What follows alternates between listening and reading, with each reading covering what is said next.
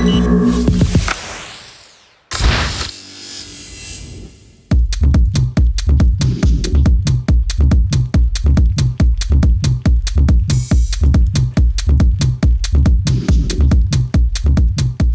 have two ways to generate my ideas when I want to start a track. The main one is basically to use a lot of sequencing and not only sequence notes but also parameters on a synth and then randomize all of these steps on the sequencer or whatever. I like this concept of harvesting the organizational power of randomness, because random can be extremely random, but if you work with it properly, you have some organizational power from it. And it helps to trigger a rather instinctive approach to the sound where you just trust your first sense when you listen to it and you're like, oh wow, it sounds good. Because nowadays that I have a rather conceptual approach on what I want my sound to be, it helps to kind of go down to a very instinctive way to produce, because if it gets too conceptual, you tend to lose yourself. My main machines are the Octatracks and the computer. I had a lot of modular synths, I had other hardware synths, but I was never doing something that was sounding better than what I was doing on the computer, right?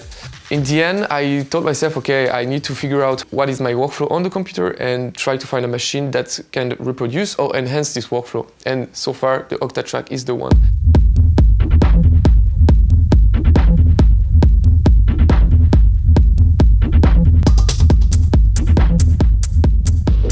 The Octatrack is a very complex machine, but the thing that I like the most is the basic aspect that it's a sampler, and it's a sampler that has a lot of capabilities. One of them is the possibility to, for each step of the sampler, assign different settings, so the condition or the trigger locks, right?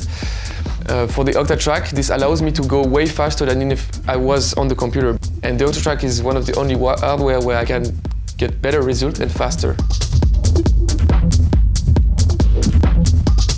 Before choosing Ableton, I've been through several softwares actually, Reasons, Logic, Pro Tools, and I just figured that the interface of Ableton was way more user-friendly, for me at least. One also common characteristic that a lot of artists cite with Ableton is the live and session or arrangement view if you want.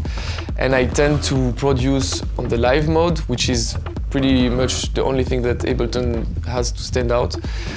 And once I have a great loop, because my music is really loop-based, I would copy-paste everything on the arrangement view and then start arranging. And the user-friendly interface is probably the reason why I moved to Ableton.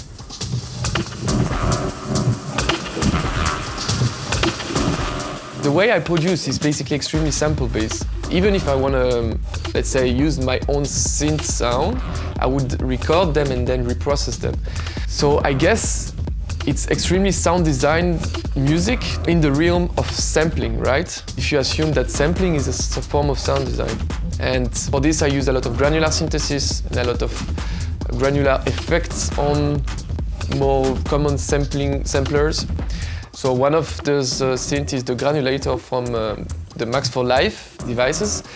And what I would tend to do is run whole samples of synth sound that either I would record, where I would, I don't know, for example, play a key on that Prophet synth.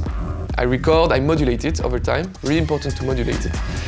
And then I run it into the granular synthesizer. And then with the splice settings and granular settings, I would just mess with it. So now I would say that 99.9% of my synthesis is made through granular synth, in collaboration sometimes with hardware or with plugins. If I have to mention a few plugins, synth plugin on top of my head, I have the Arturia plugins. In terms of synths, they're really good.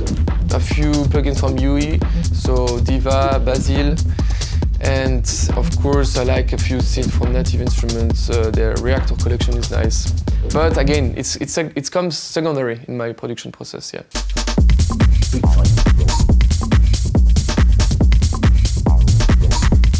One of my signature sound is actually coming out of one plugin that is called the Sigmund from D16.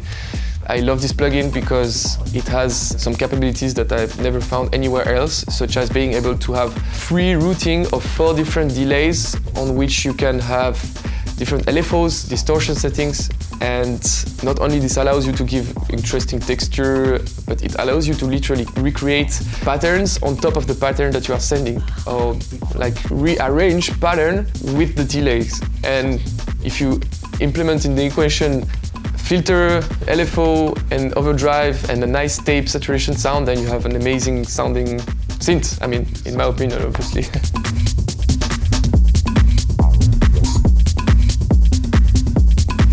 Reverb, I would use the Toraverb from D16 again. I really love their plugins. Arturia has a nice reverb as well, super nice presets and also modulation capabilities.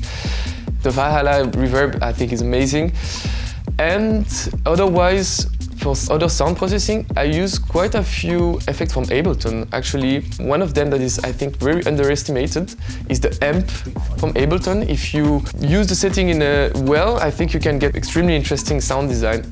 And last but not least, for distortion, for example, again, D16, the Devastor, and recently the Thermal plugin from Output. It's a great device that have many features.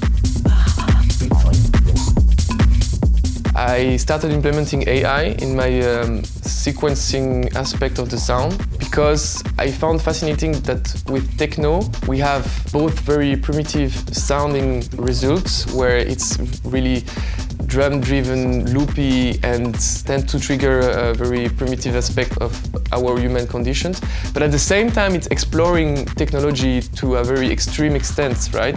It's the concept of techno at the first is to explore what we have available in terms of technology. So I'm trying to use AI for sequencing my sound in both ways, in the sense that AI is the top of technology nowadays, but also to stimulate ID on a very rudimental level where I'm just randomizing what the AI is basically understanding and working with this randomness and then just getting inspiration through this.